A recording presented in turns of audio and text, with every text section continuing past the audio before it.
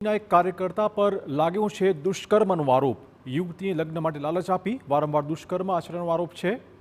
છાણી પોલીસે વિલ્સન સોલંકીની આ કેસમાં કરી ધરપકડ। આરોપીના પીડિત યુવતી સાથે 10 વર્ષોથી હતા સંબંધો। વડોદરામાં વિઝા કન્સલ્ટન્સીનું કામકાજ કરે છે વિલ્સન સોલંકી। અગાઉ કબૂતરબાજીમાં પકડાયો હતો ભાજપનો કાર્યકર્તા। ભાજપના અનેક નેતાઓ સાથે આરોપી વિલ્સનનો ઘરોબો હોવાની વિગતો।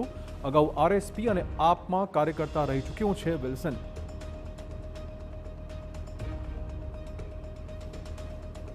आरोपी नामे विल्सन विनोद भाई सोलंकी रहे दशरथ छाणी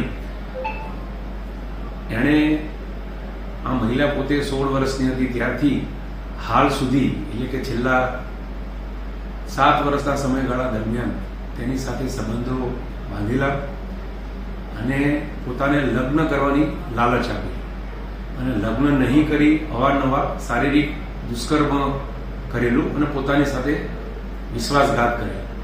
પોલીસે આરોપીની ધરપકડ પણ કરેલ છે અને ધરપકડ કરી એની મેડિકલ તપાસણી કરેલ છે। વધુ તપાસ છાણી પોલીસે હાથ ધરેલ છે। થાઈલેન્ડના